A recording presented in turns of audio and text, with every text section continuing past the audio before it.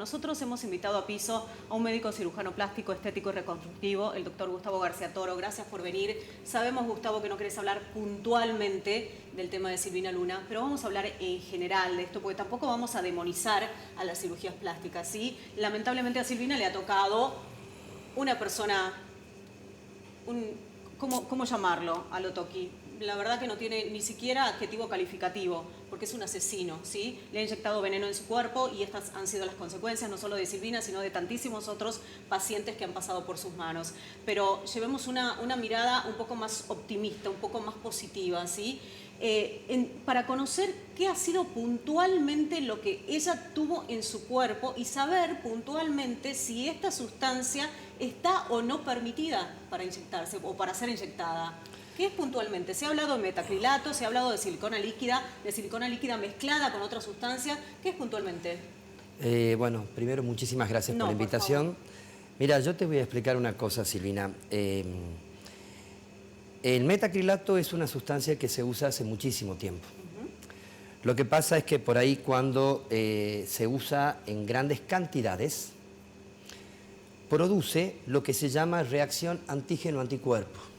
Es un cuerpo extraño.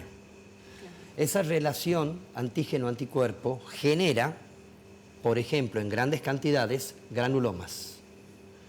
Granuloma es como si fuese una pelota en la zona donde se haya colocado, y ese granuloma con el tiempo se va como desarmando, absorbiéndose. Pero eso genera, porque ese granuloma tiene calcio. Ese granuloma, ese calcio pasa al torrente sanguíneo. Y cuando pasa al torrente sanguíneo, se filtra a través de los riñones, que son nuestros órganos de filtración, produciendo primeramente insuficiencia renal, que es lo que esta paciente tenía. Pero no solamente suele ocurrir con esas cosas, sino que además de eso, el calcio se sacan de los huesos. Por eso el paciente tiene osteoporosis. Entonces es una sumatoria de cosas que generan el uso del metacrilato en grandes cantidades, no solamente a nivel local, como por ejemplo a nivel de los riñones, y a nivel local, como por ejemplo a nivel de los huesos, sino a nivel sistémico, que es lo que pasó con esta paciente. ¿Siempre es irreversible, doctor, cuando se usa en esas grandes cantidades? Lo que pasa es que cuando el paciente ya empieza, que es lo primero que empezó esta paciente, con insuficiencia renal, son pacientes que empiezan con diálisis. Y un paciente que empieza con diálisis es un paciente que ya comienza con una serie de complicaciones que, como te digo, primero son locales y después se transforman en sistémicos. Y cuando son sistémicos es muy difícil de solucionar los problemas. Vos decías, es el metacrilato para ser usado en pequeñas cantidades. ¿Para qué, por ejemplo? Para el relleno facial. Yo, por ejemplo, el ácido por ejemplo, los rellenos de cara, de faciales, hace muchísimos años, yo hace 18 años que soy cirujano plástico, usé muchos tipos de rellenos. Los primeros rellenos que se usaron, habían que hacer test de alergia, para ver, se hacían pruebas como si fuese una vacuna, para ver si el paciente tenía alergia. Pero hoy en día, yo por ejemplo uso ácido hialurónico. El ácido hialurónico es un componente de la piel, lo cual no necesita ningún tipo de test de alergia. Entonces uno puede usar tranquilamente ácido hialurónico, que es lo que yo uso, por ejemplo, para la región facial. Y son jeringas que ya vienen, es más, ni siquiera se carga un vial en alguna parte. Directamente son jeringas prellenadas, selladas y empaquetadas y estériles. Entonces son jeringas que ya vienen de esa manera para colocarse, que vienen de 1 centímetro cúbico o a lo sumo de 2 centímetros cúbicos. ¿Qué es lo que debe tener en cuenta, doctor, una o un paciente que necesite hacerse una cirugía plástica o reconstructiva? Las recomendaciones. ¿Sabes qué es lo que tiene que tener en cuenta? Saber elegir. ¿Elegir al cirujano o elegir a quién o a qué? La semana pasada le hicieron una entrevista al presidente de la Sociedad Argentina de Cirugía Plástica. Y él habló de un montón de cosas.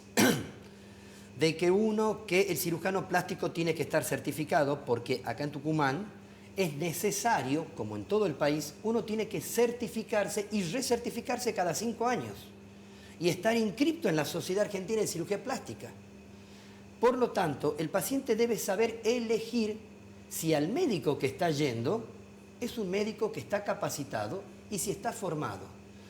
Pero el problema también es que este médico hablaba de que los pacientes deben saber elegir, deben estar informados, porque lo que pasó con este médico de Buenos Aires ya viene hace más de 10 años.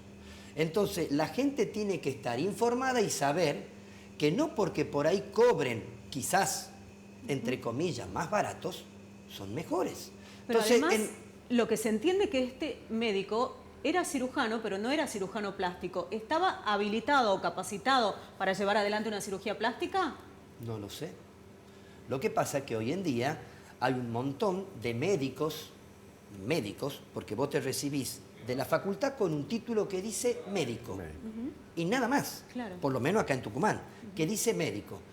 Pero vos con ese título, si necesitas hacer algo, podés hacer una especialización. Yo hice cirugía general y después hice cirugía plástica. Pero hay mucha gente que hace, por ejemplo, curso de medicina estética. Y los cursos de medicina estética muchas veces están dictados por cirujanos plásticos que están formando gente y después ponen un consultorio y empiezan a hacer medicina estética. Entonces, volvemos a la pregunta que vos me hiciste. Sí. Uno tiene que Saber qué informarse a dónde va. Y es muy simple. Si vos entras a una página Hoy que está a disposición por internet todos los datos. y entras a una página de la SACPER, de la Sociedad Argentina de Cirugía Plástica, y pones, por ejemplo, doctor Gustavo García Toro, yo aparezco como médico de la Sociedad Argentina de Cirugía Plástica. Claro. Si vos ponés el nombre de un médico Claro, y no está... Si no está, algo tiene que empezar a hacer y ruido. es por algo. Claro. Claro. Entonces creo que son cosas que no solamente hay que ver el médico, sino también hay que concientizar a la gente que sepa elegir, que sepa que al médico que ha ido es un médico capacitado y un médico certificado por la sociedad. Y eso es importante.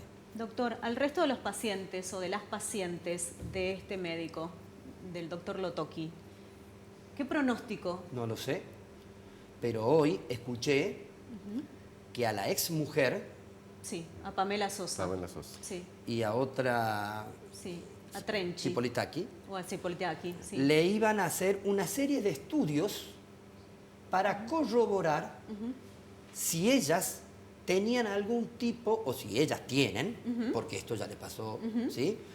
No sé hace cuánto, porque la verdad que no Sí, sé hace cuánto sí. tuvieron contacto con este médico, si ellas tienen algún tipo de trastornos que quizás con el tiempo pueden aparecer. Claro, No lo sí, sé. sí lo tienen, Pero sí. por eso, pero hay que ver qué grado de Claro. quizás una futura complicación pueden llegar a tener. Claro, claro. No lo sé. Bien. Pero yo creo que es importante que la gente Entienda. y se concientice en este tema, que creo que es un caso muy grave y vamos a ver qué sale con todo esto. Bien, lo cierto es que el metacrilato no es apto para aplicárselo, como en este caso, por cantidades ejemplo, en como se cantidad, están usando. en nalgas o en glúteos. Lo que o- pasa es que en glúteo, el gol estándar, Sí, ¿qué significa? Es como la cirugía de vesícula. El gol estándar es la cirugía laparoscópica. claro. ¿Estamos? Bueno, para dar aumento glúteo, la principal indicación es la propia grasa del paciente. ¿Cuándo vos colocas, por ejemplo, una prótesis glútea? Cuando el paciente no tiene grasa para colocar. Claro, claro. ¿Está claro? Lo que pasa es que hay gente que no quiere una prótesis glútea, no tiene grasa para colocar, entonces se empieza con ciertas cosas para aumentar el glúteo, Claro. como por ejemplo esto que estamos hablando. Bien, perfecto. Bueno, nos quedamos con esa apreciación que usted nos daba recién, doctor, a la gente indagar, conocer, ingresar a internet, fijarse si el médico está certificado y saber ese consentimiento informado, que no sea simplemente una firma, sino que realmente estén concientizados, ¿no? Totalmente. Y ser prudente. Ser prudente. Y Muchísimas saber elegir. Gracias, Gracias, doctor. Muy amable. Muchísimas gracias por la No, invitación. por favor.